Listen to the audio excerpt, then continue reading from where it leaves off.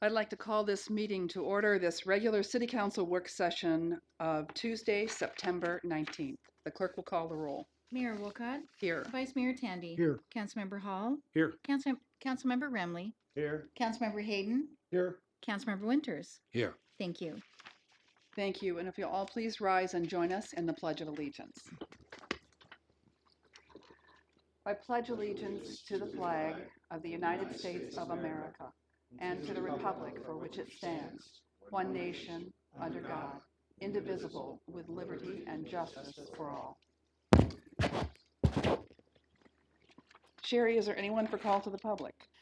No, but there will be for the item coming up. All right, very good. So this item, the singular item on our work session this evening is item number 1. And this is a presentation and discussion pertaining to service changes in paratransit and ride choice programs. Good afternoon, David. Good afternoon, Mayor, Council. Thank you for, There you go. is that better? That's much better. Sorry.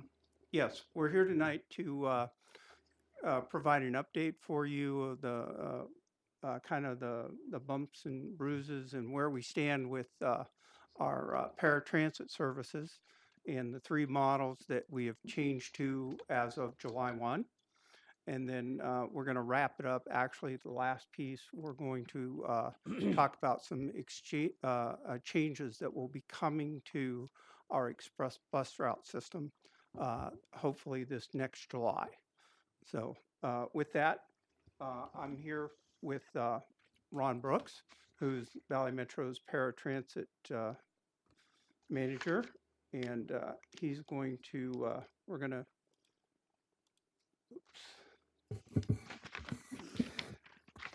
Okay. there we go. Yep. So we're going to cover again the three service models that we initiated based on the change of contracts. We initiated a ride choice, which is very similar to the old North discounted taxi ride service called Ride Choice. Our second service was a regional paratransit, which is more of a shared ride, the old shared ride model system. And then lastly, we implemented, and note here that we are the only city, I believe, in the Valley that has implemented a senior bus program that takes our seniors to and from their homes to our senior center here in the original town site. And then, as I mentioned earlier, or just a moment ago, that we will also cover some changes in the express bus service that we anticipate to occur in July. Okay. Or April, sorry. So with that, Ron, if you like. Good afternoon, Ron. Welcome. Good afternoon, Mayor, Council. Thank you for having me and for asking for us to come and provide this update on the paratransit and ride choice services that Valley Metro is providing on behalf of the city to your residents. First off, I'm going to start and talk about Valley Metro Ride Choice. Ride Choice was or is a subsidized taxi program. It is designed specifically to provide trips to eligible seniors and folks with disabilities traveling on short trips within Surprise and on short trips in the nearby area. Service on Ride Choice began on July 1. This service started fresh here. It's been in the East Valley for a few years. And we started the service on July 1, and I think everybody knows the service did not get off to a great start. We had some of the challenges that come along with any new service, but it was beyond what it should have been. We have, and I'm going to talk about what we're doing to address those concerns on the next slide. What I do want to mention here is that service capacity in Ride Choice is budgeted and built around the idea of customers can receive 16 one-way trips per month, which is more than most of the customers were using on Dial-A-Ride in the past. It is a less costly model. So one of the goals of this service is to provide more short local trips for people that need to travel. The service, customers can get 16 one-way trips per month, up to 40 if they need the service for work or medical purposes. As of now, we are not expending the full budget for the program, so there is room for folks to use the service. Um, some of the challenges that we're facing right now, just in addition, quite honestly, to the service is still not predictably reliable. And I think that's part of why we're seeing demand not come up as quickly as it should. Uh, part of the other challenge is this is a new service for this community. Customers were used to Dial-A-Ride, which really morphed into paratransit. So a lot of the customers that we thought and think should be using Ride Choice didn't start out using Ride Choice. We've done a lot of effort to outreach to customers to make sure they understand that they're eligible, that the service is there, and I'll talk more about that in a second. One of the other challenges is which service to use, and customers are. We've given them two programs. They're slightly different. They serve different purposes, and again, customers. We are needing to help folks understand how and which services to use. Let me just on the next slide talk about what we're doing to address some of the challenges. First off, we initial to when the program started, we did a lot of outreach to Surprise residents. We have just reinitiated some more outreach. We just sent a letter to about 75 folks who are already in our paratransit program, but who were not using Ride Choice, who we think would benefit from the program. So we have reached out again to remind folks of this program and their eligibility, and to make sure they have the information they need to use the service. We are working hard to explain the benefits of Ride Choice. It's actually less expensive than paratransit, and there are no limits on trip purpose. As long as if you have your 16 trips a month, you can use it for any trip purpose that you need, subject to the rules of the program. So it is something that is useful for local travel. We, because of some of the service issues that we experienced, we have recently put out additional materials for customers to try to better explain the program. It's not on the slide. We've also done a lot of educating with drivers. That is an ongoing process. The drivers turn over pretty rapidly in the taxi industry, but we are continuing to work with the providers to make sure that the drivers and their staff understand how the program works and what customers have a right to expect. We're making some other enhancements. One of the challenges we had in the startup is that customers had trouble getting access to account information. It is an account-based program. Because you have a certain number of trips, it's important for customers to be able to know easily how many trips they have left, how much their trips cost. So we have worked with our provider to improve online information, including account statements, having more clear receipts generated by taxis so that customers have a sense of transparency and that we don't have confusion about what the program is actually costing people. We are also working with our Ride Choice contractor to bring a manager. This has been mentioned before. The company that we contracted with for this service is not based in the Phoenix area. They're based in Baltimore. That worked fine in the past, but it wasn't working for Surprise. And quite honestly, it wasn't working as well as it should in the East Valley. So we have informed them that they need to bring an employee on site here in Phoenix, in the Phoenix area. That should be occurring within the next couple of weeks. That's really going to help us address customer service issues more quickly. It's going to help us address provider performance issues more quickly. And it's going to help us address customer service and driver training. So those are kind of some of the steps with regard to Ride Choice. On the next slide, I want to talk about Valley Metro Paratransit. As David mentioned, Valley Metro Paratransit is really intended in Surprise to provide the shared ride regional trips. So these are for folks who have disabilities who are traveling beyond Surprise. They're taking longer trips for work or medical purposes. That's what regional paratransit or Valley Metro Paratransit is intended to do. We had a number of challenges.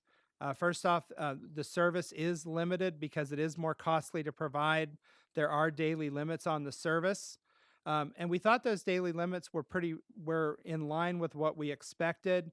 But what we found is that the service was being filled up by the trips that people were already scheduling for recurring medical treatments. And what we found is that there were a lot of ride choice customers who were using Valley Metro Paratransit. I talked about that a minute ago. So we're getting that resolved now. And in the meantime, what we've done and I'll get to that in a minute, but we've also had performance issues. Again, as you're aware, the startup was not great. We had a lot of issues with the startup in terms of where just the program, the company that has their base in Gilbert, we had a lot more issues with drivers getting out here in the mornings on time. So we had some service quality issues as well. On the next slide here, steps we've taken and are continuing to take. First, we've worked with Surprise staff here with David to move shorter trips to ride choice so that we open up capacity on the system for these longer regional trips that people need to take. So, for example, we've had a number of customers say, "Hey, I call and the trips are all booked up, and I don't understand because I need to take this trip." What we've done in the meantime is we've increased some additional capacity in the system so that until we get customers transitioned over to ride choice for the local trips, we have a little bit of additional capacity on the regional side to address the needs that customers have.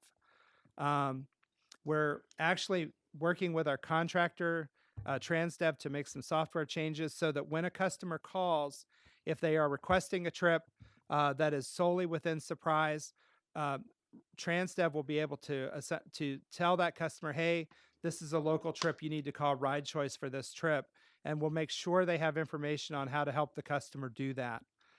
We think that is going to help a lot. It's going to clear up some of the confusion about which service customers should use, and it's going to help make sure that our trip levels are lining up better with our budget and with our capacity. On the next slide here, a little bit more in terms of Valley Metro Paratransit, just additional steps we've taken to improve service here in Surprise and throughout the Northwest Valley.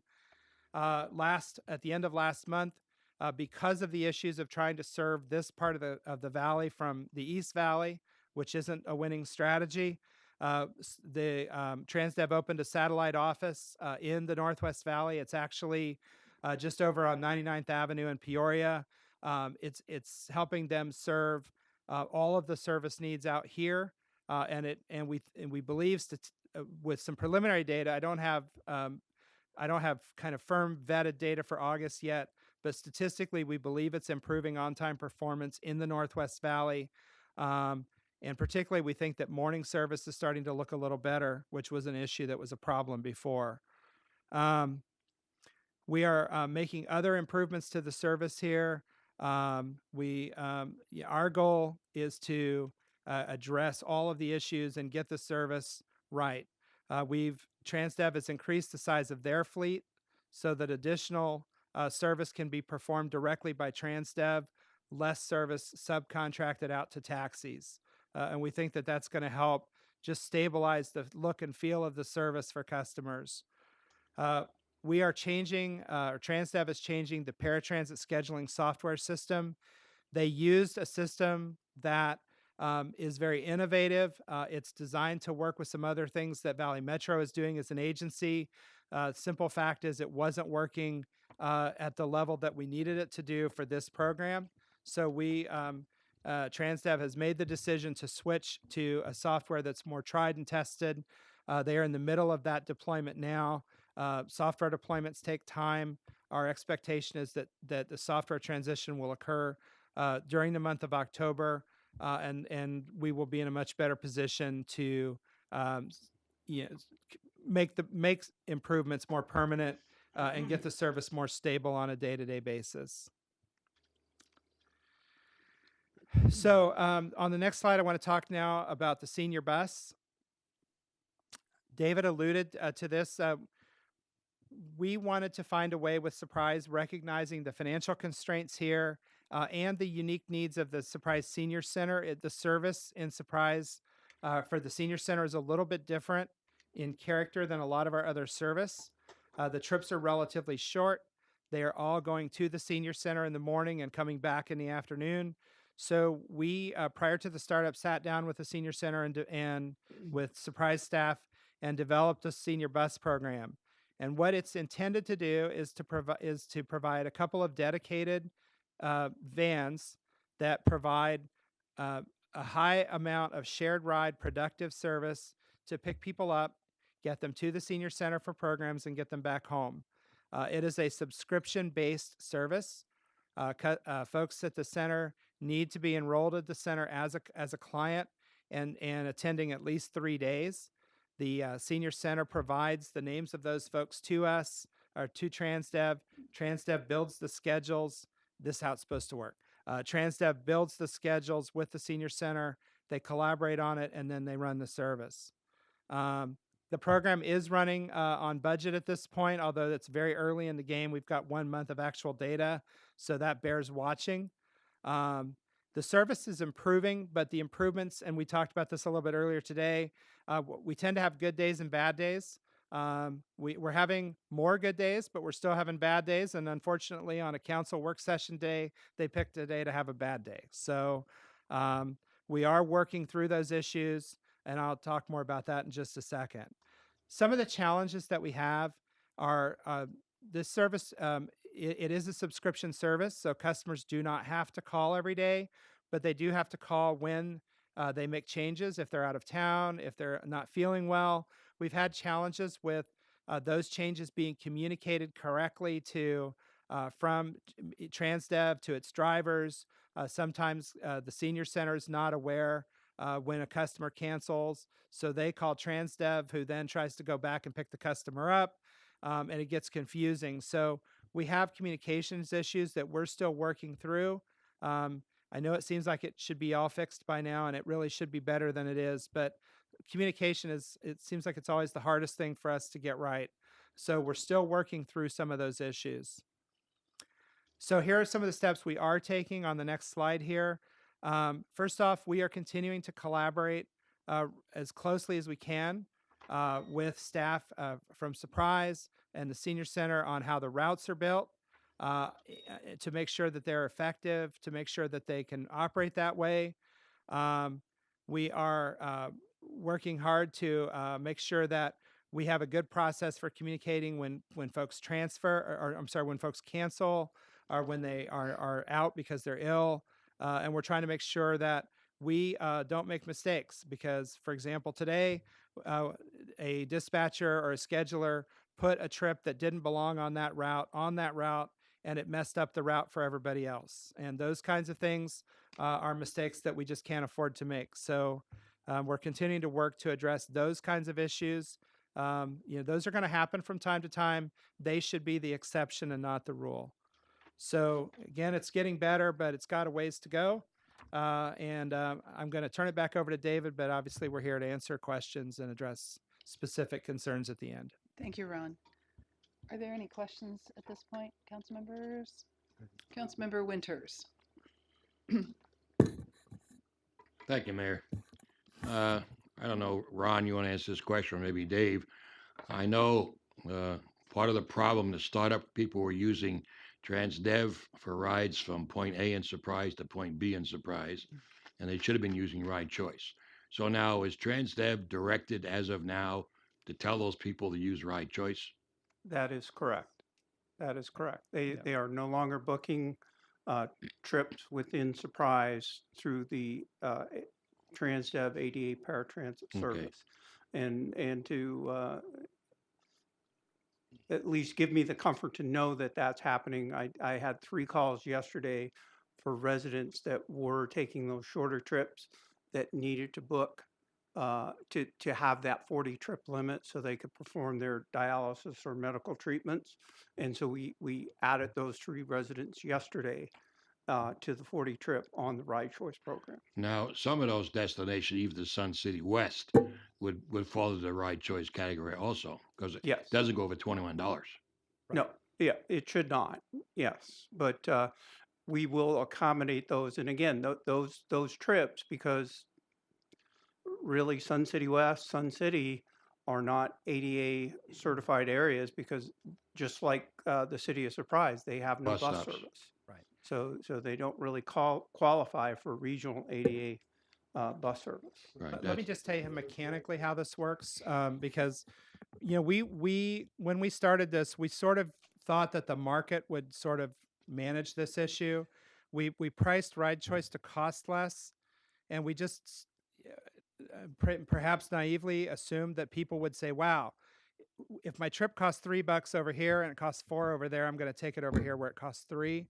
And unfortunately, that did not always happen. And so what we've done now is we build into the technology on the paratransit side. If you call, and this actually goes into effect on Tuesday because they had to program it. If you call today, they're going to advise you you need to call Ride Choice. Starting on Tuesday, or not Tuesday, Monday of next week, when you call, they're actually going to tell you that the system will not allow the trip to be scheduled from surprise to surprise. So at that point, the customer won't be able to physically schedule a surprise to surprise trip. So um, we have reached out to every one of those consumers who has taken a trip in the past from surprise to surprise to make sure that they understand that they're eligible for ride choice. They've been enrolled in ride choice already. We've sent them cards already. Um, so we've done everything that we can do to make sure that there are no service interruptions. Um, we will obviously be very careful to make sure that if people, because sometimes people get their mail and they don't, if it doesn't look important, it doesn't get read. We're doing everything we can to make sure that if customers call us next week, whether or not they've been enrolled, to make sure that we have a process to get them taken care of quickly. But starting next week, it is a technical solution which should solve the problem once and for all. all right, good. Thank you, Council- Ron. Thank you. Thank you, Councilmember. Councilmember Hall. Thank you, Madam Chair.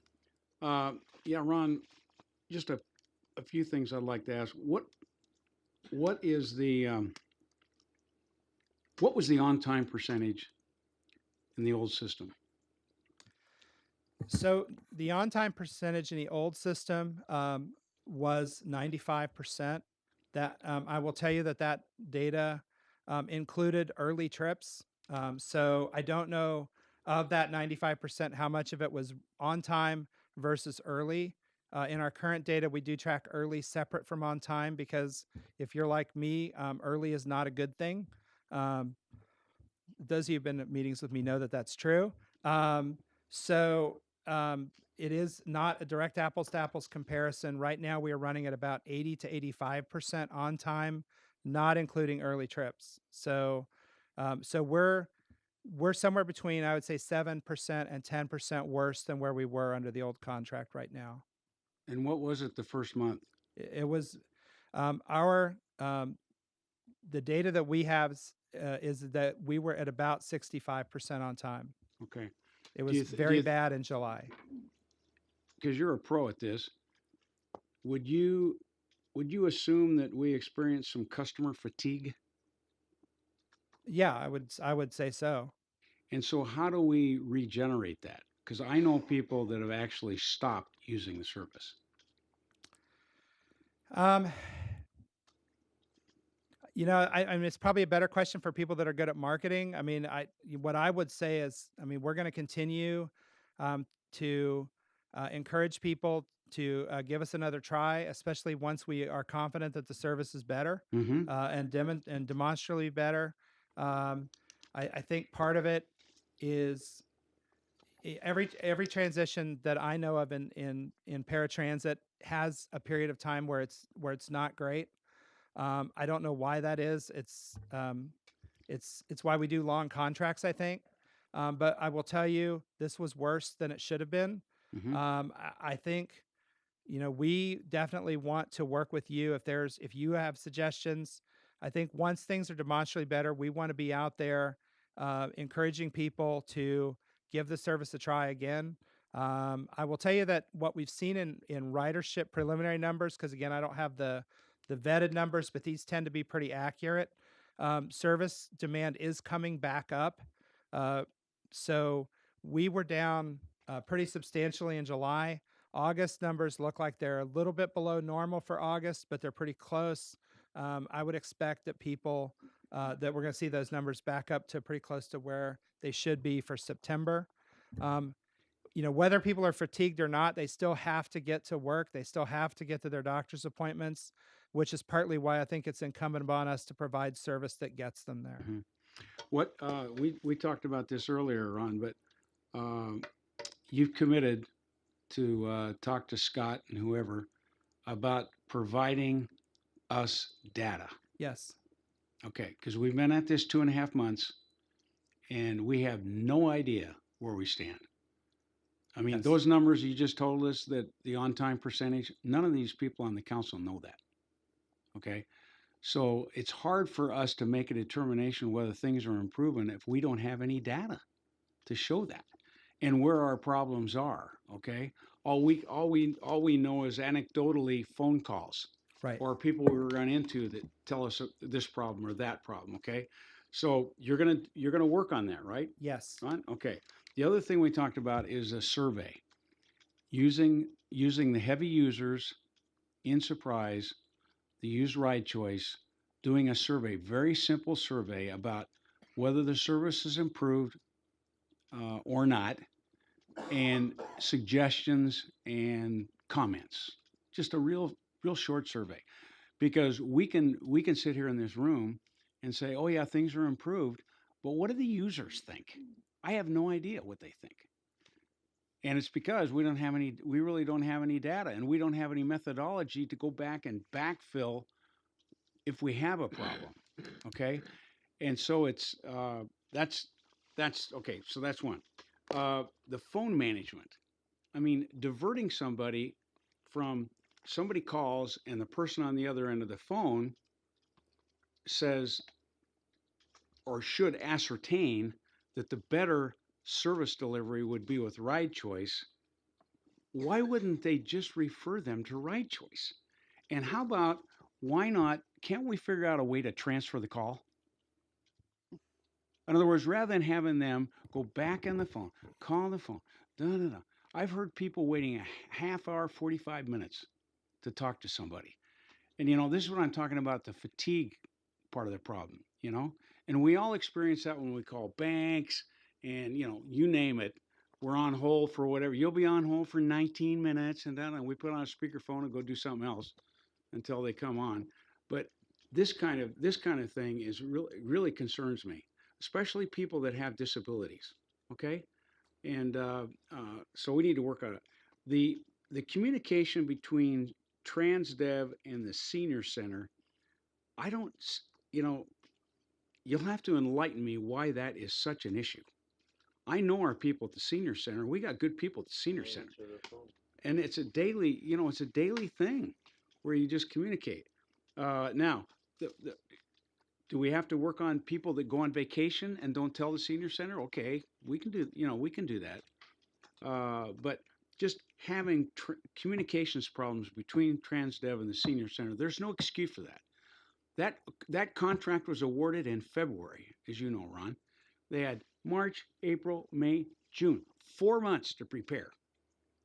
Okay, and I've talked to you. You know how frustrated I am about this, and I'm not saying it's just you, Ron. Okay, I know you're trying to fix things and make things better, but I am totally out of patience.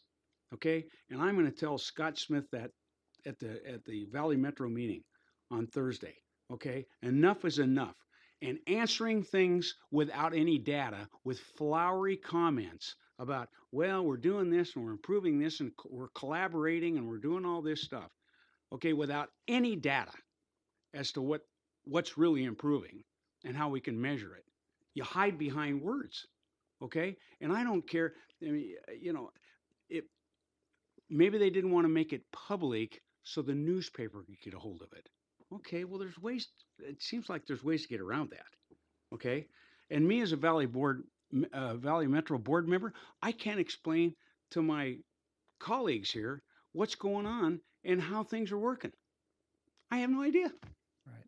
Okay, Ron. So I need some help, buddy. All right. Okay, I really do.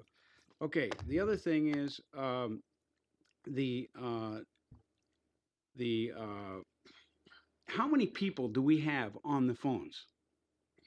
What's the number of people we have on the At phones? Transdev, Yeah, 24. 24 people. I mean, those aren't all at one time. I mean, we're covering a service day with that. So So I can 8 get you the or stat, you know, the hour 10, by hour, but it 10 or varies. 12. Yeah, I think 14 is probably the highest. Okay. And so what's their call volume? They are taking about 1,800 calls a day. Each? No, no, no. Oh, okay. No, the average agent's probably going to take about 80 calls to 100 calls in their shift. Okay. All right. And is there a peak time? Yeah. The peak times vary. I mean, we're still learning this. This is data that unfortunately you have to build by experience because we didn't get any from the prior contract. So, but you know, there tends to be peak in the afternoon. There tends to be a peak in the morning. Sunday afternoon for some reason seems to be a peak. So, you know, So yeah. they should be able to schedule around that. Yeah, and actually call center performance is good. And I know you don't have any data, so I'm not going to, because I could just be making that up, but Right. actually it is good. It wasn't good at first. Call center performance is one area where they are performing very well at Okay. this point. Okay. So those are the kind of things I think we need. I think we ought to do a survey like every month or two. Is that possible, Dave? To survey our heavy users? I think we can work something out with our communication group and with Valley Metro's marketing group to put together a short, concise survey, and hopefully we can get besides we'll target those say 60 to 75 residents that are heavy users, Okay. and maybe get that out. I would think once either every other month or once a quarter. Okay. I mean, we're all public servants here. We owe it to our constituencies to give them the best, absolute best service that we can. And we aren't. And it hasn't improved that much. It's improved somewhat, Ron, but it's below, way Yeah, below the standard. agreed. We're not. Okay. Yeah. So we need to get energized about this. You know, we're not bureaucrats. We got to jump in there and make something happen. You know, and so anyway, and I know you're going out for a contract for a new ride choice contract, right? So the board is going to look at that in November, Ron. That is the plan right now. Okay. That contract expires next September. We need about 9 months to put that out. So our goal is to bring it out in November to you all. Okay. All right. Thank you, Councilmember. Vice Mayor Tandy. Thanks. Got a few real quick questions and then some statements after that. First question is, I see we have the word regional in the paratransit brand. Would it make sense, and maybe I don't know the answer, would it make sense to put local in the brand for rideshare to maybe help with some of the confusion? So the challenge we have with branding is because these are regional programs. We do have regional branding. What I think we can do, and I'll get our communications people in on this, is figure out if we want to do something just within Surprise that further clarifies the difference. Okay. Second question is, it's less expensive for ride choice than paratransit. Right. The customers, we think, know that, but maybe some of them aren't making choices based on that. Is it also cheaper to the city for ride choice over paratransit? Yes. Okay. And then the third question. You talked a little bit about the receipts coming out from the drivers. Could the receipts also reflect not only what the cost is to the rider, but also the cost to the city, and then give a total cost? I'm going to need to find out. We're working through some of those details. What we really wanted to show was the total cost of the trip and the cost to the rider. And of course, if you do the math, the difference is the cost to the city. So I think we're there. The challenge with ride choice is because each provider has a slightly different technology setup. Getting all of those different kinds of technology to communicate the same kinds of information has proven difficult. So we're working through that. Okay. And the first statement I have, it was actually my question number 4, but you answered it. I appreciate that you've had a satellite office put over closer to us. Uh, this is something that for all our regional services and our county services, I think we need to have people be aware that the West Valley is growing and growing fast. The city of Surprise is the 10th largest city, and we're growing fast. And to have services provided from the East Valley just doesn't make any sense, whether No sense. it's government services or even private sector. Right. And we need to work on all of that full court press. So I'm glad that you made that change. I still would like it in Surprise if possible, but because it's still about 20 minutes away for a lot of our customers. So anything we can do to get that closer to our customers. There was a mention of how do we get people back that are fatigued, and just to me, just a comment. It makes kind of sense to me that if we know people that haven't used the service for a while, we've got their number and their address, and maybe we can contact them that way and welcome them back when you guys are confident that we can do that. And then I would agree with Councilman Hall. I'm a data person, and I think that's really important for us to have. So thanks. Thank you, Councilmember. Councilmember Remley. Thank you, Mayor. You know, when we switched over to this program, we were assured that all the dispatch was going to work perfectly, but now we're told that the dispatch is in Maryland. How in the world do the people in Maryland have any idea of where people are going to or from here in Surprise, Arizona? And I think it was explained before that it kind of went through Maryland, but really it was local, but nobody really knew for sure. When are we going to get a switchboard around here that people can call in Phoenix to book a taxi in Phoenix? So that already exists. The only thing that happens in Maryland is project management. The when a customer calls to request a taxi trip, they're calling a local taxi company.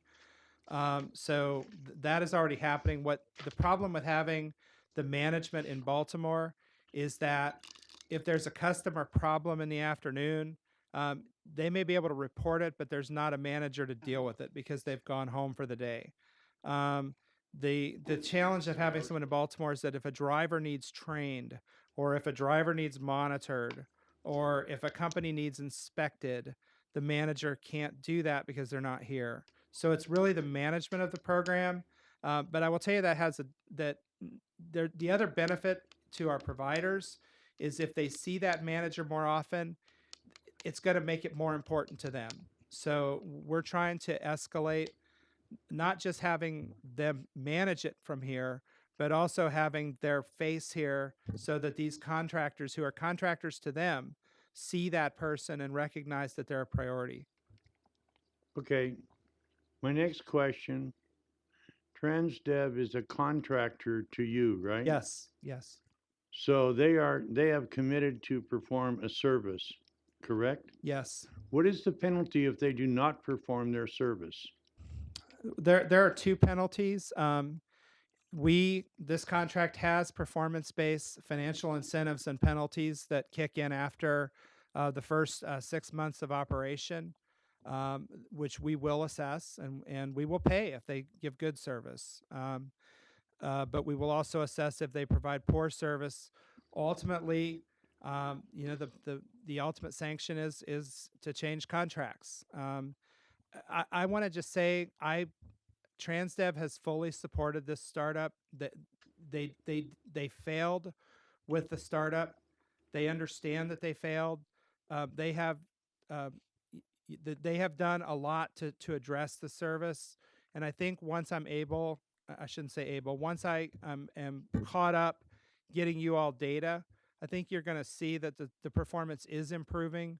That's a result of their efforts and ours. It's not where it needs to be, but it's not because they didn't. Right, It's but not because they're not supporting it, but ultimately, if they don't get the service where it needs to be, that is a decision that the agency, has the right to Right. make. But So- as you have described, Transdev did not have the equipment, did not have enough buses for the people that needed to ride them. They did not have the personnel. They've had trouble having drivers that can even show up for work. Okay, they did not have the software to even handle the system, and we were assured that this was a system that was tried and true and proven in the East Valley. Well, it certainly isn't tried and true and proven in the West Valley, from what I'm seeing. What- Now, if I'm buying a pizza and it's 30 minutes late, my pizza's free. What do these customers get that have been inconvenienced for hours at a time, or maybe nobody showed up at all? What is Transdev going to do for them? That's my question. So I will take that. I will tell you that Transdev did not charge fares for the first couple of weeks of service. I have to tell you, I don't think that's. If I were a customer who missed my trip, being told I don't have to pay for it wouldn't make me satisfied. But Right. I don't think there's anything that we can do that replaces what happened. I think all we can do at this point is make the service better and make sure it doesn't happen again. Well, a couple times a week I stop in the senior center, usually a little after lunchtime and stuff when folks are waiting to go home. And I ask them how long they've been waiting for that bus to get there. And then I drive out and I see a bus parked someplace out on the next block or whatever, and not there at the senior center. And I wonder, gee, couldn't these folks have been on their way home? I'm seeing these things happen, and it just, I'm glad that you're on it, is all I'm saying, and I really hope we get some improvements soon. Thank you, Councilmember. Thank you. Councilmember Winters, did you have a follow-up? Yes, I do, Mayor. Thank you. One more thing for me. Dave, you probably answers a lot better. We had 34 rides for Transdev a day, correct? Correct. And then we added 12 rides a day because of the mess up. You said for 2 weeks, I believe you said. Yes. Okay. Are those 2 weeks expired They will expire this Sunday. this Sunday? This Okay. Sunday. Well, actually, this Friday, because the weekend service, we did not bump the. And we're hoping it'll be taken care of when people start using ride choice for the local rides. Correct. Because when a constituent of mine calls Transdev on the 20th of August and asks for a ride to a doctor's appointment in September, and they say, sorry, it's all filled up, that doesn't work. So hopefully they'll be able to get a ride. And I believe, again, as Ron had mentioned earlier, there were a number of residents who were using the ADA paratransit service that we've reached back out to provide them additional information for the ride choice service. And those letters went out last week.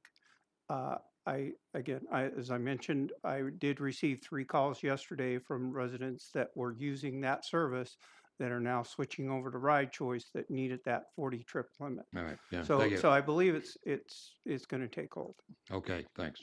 Thank you. We do have, I think, public members that wish to step forward to the council. Ron, I will tell you that I won't pile on. I know that you've heard some frustration from the dais this evening. The reality is, we know as a fast-growing city that we have a growing cry for transit services to fully serve our community. And the reality is we also know that it's a heavy lift to try to redesign something, particularly with paratransit, because these are the folks that can least afford a bumpy road, a bumpy rollout. So I've long said that we don't want to actually roll out a real transit system until we know that we can do it right, because we don't want people to be fatigued, as Councilmember Hall talks about. You don't want to lose people who are potentially long-term loyal customers. And so that is a frustration for all of us. And to the point of data, it is something that all of us have to answer to our constituents. Not every complaint phone call goes to Valley Metro or to David. They come to our council.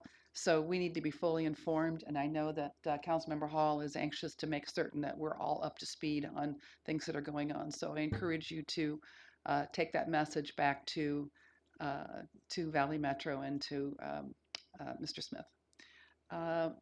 Mr. Hayden, did you have one final question? Thank you, Mayor. Yeah, I went to the original meeting when you guys were coming and explaining what you were going to do, and I was really convinced that that the service that you were going to provide was much better than had been there before. So, so this created certainly a disappointment for me to to to see what happened with the whole thing, and lots of calls from my constituents that were concerned about it. And early on, I told them, you know, they convinced me they're going to do a good job, you know, and we certainly want that to happen. So thank you. Thank you, Councilmember. So at this time, we have two people who have signed up. Three. Three. Okay. Robert Cosmo,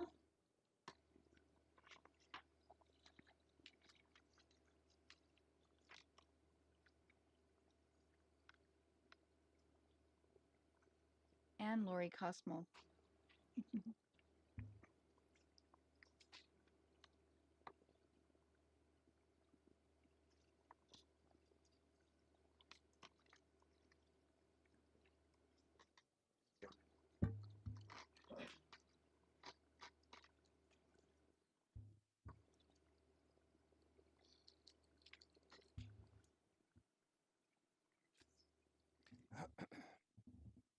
Good evening to you both, and if you would just address the microphone and just state your names for the record. Thanks for being here. Lori and Robert Cosmo. Can you pull that microphone a little closer to her? Just there you go.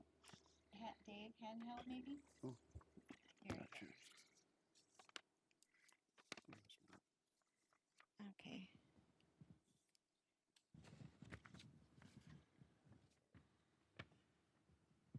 First of all, I'd like to, thank you for allowing us to be here.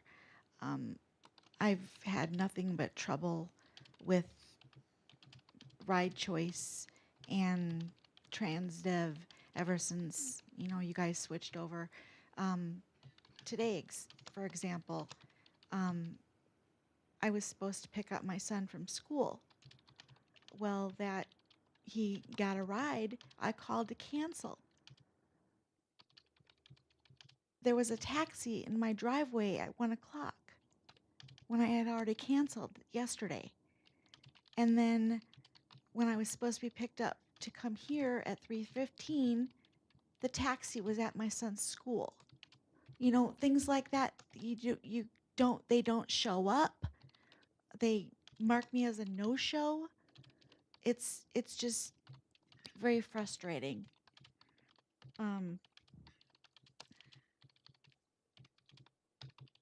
Trips booked, as Roland was saying, trips booked with, ADA, the taxi comes to pick me up and I'm not ADA and I get charged full fare. They'll make it clear you are ADA, they just don't code it that way. And before you guys switched over, we were allotted 150 trips in the city Could surprise. you hold that microphone? There you go. Okay, sorry. And now we're down to 34. I call to make an appointment for, a doctor's appointment, and you guys are all booked up. I called on Friday, and they said call Monday for a ride, which was the 1st, and I needed a ride for the 14th, and they said we're all booked up for the month. What? That doesn't make any sense. I mean, I wouldn't be here today if my husband didn't get off work early. So, that's just, like I said, they forget about me. They go to the wrong address, and then they, charge me as a no-show. Tell them about your last experience with no accountability. Hour and a half on the phone. And I've waited up to 2.5 hours for a ride outside. And, it's just ridiculous. I apologize for, being so. um, th- yeah, you guys need more drivers out here or something. It's anything you want to say? I'd like to thank the council for your sincere concern. I see it in all of you, and I really appreciate that. Um, I wish that we didn't have to rely on much of my wife's transportation to get to her medical appointments, but we do. One thing that this is really, I've noticed as a change, is last year, under the old city system, my wife felt safe with those drivers. She knew those drivers. Okay, I had no worries about my wife and those drivers. They really represented our city well. Now, like for instance, I understand longer trips may cost more. I got a business degree, I understand, okay?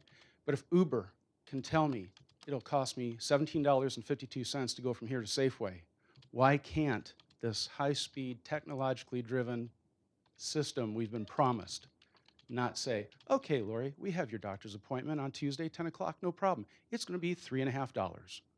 And not have to argue with a taxi driver who apparently has not worked there very long and won't stay there very long and really doesn't care.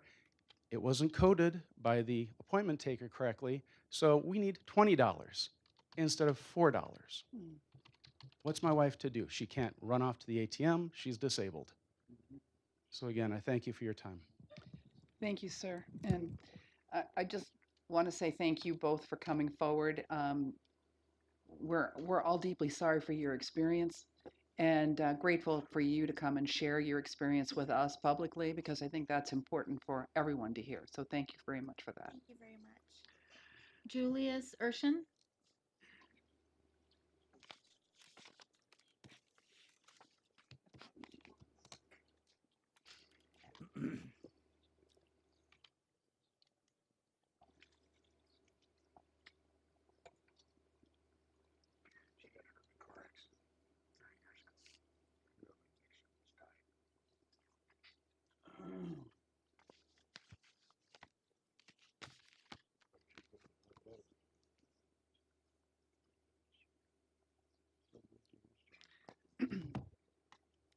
Good evening, sir. If you would just state your name for the record.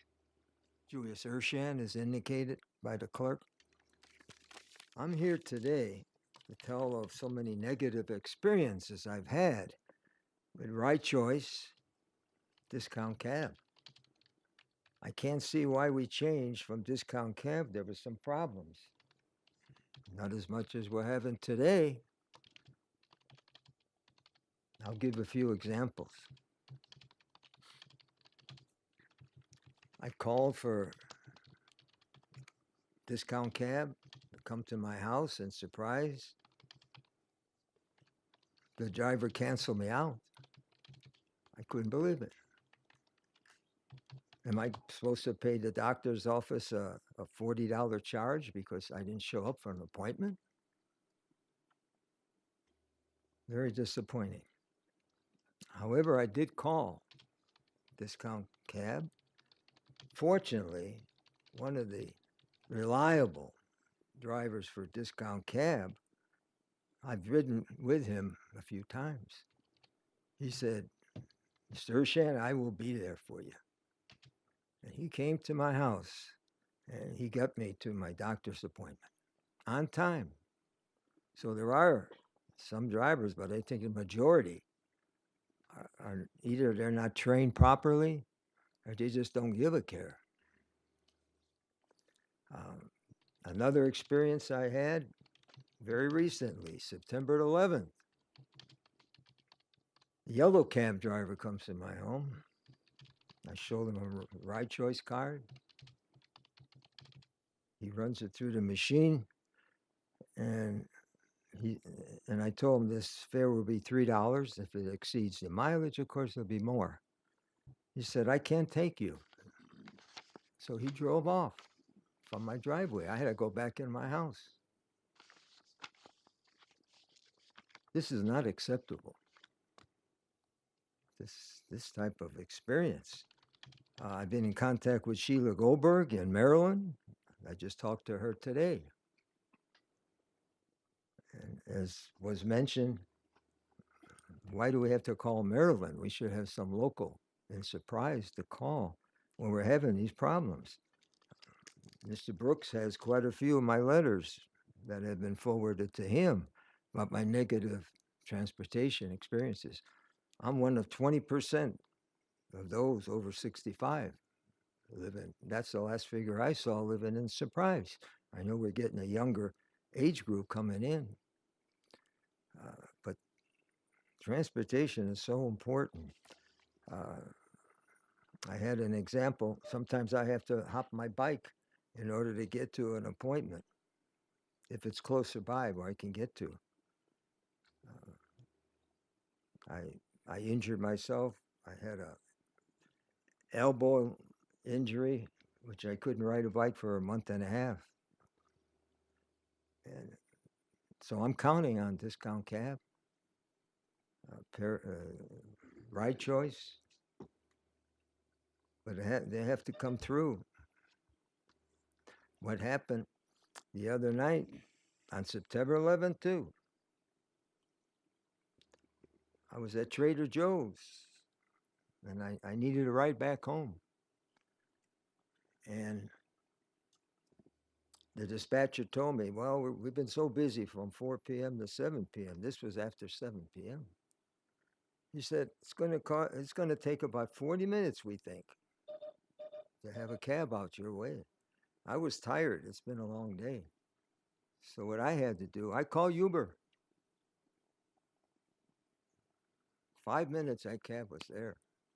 I was home in a very short time. Now, this is some type of service we should be getting from discount cab and right choice. That's all I have to say.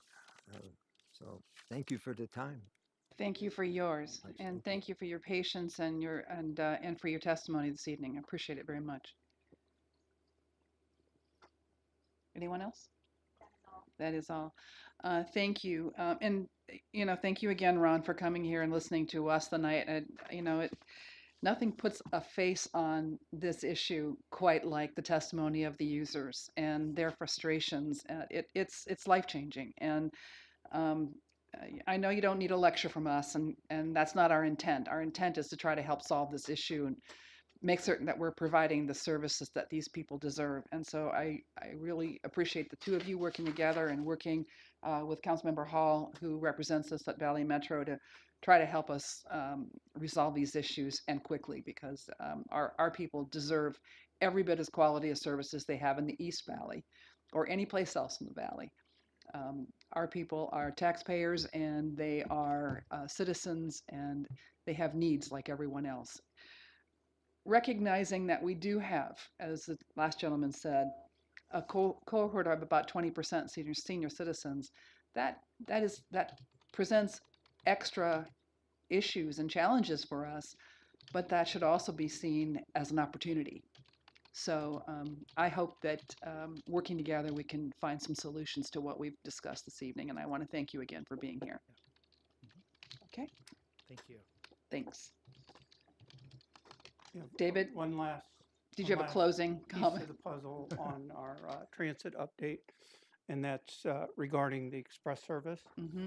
So we've been working with Valley Metro again and the Northwest group, Peoria, Glendale, El Mirage, to look at some ways to streamline and possibly improve some express service into downtown Phoenix for our commuters that use the service for work.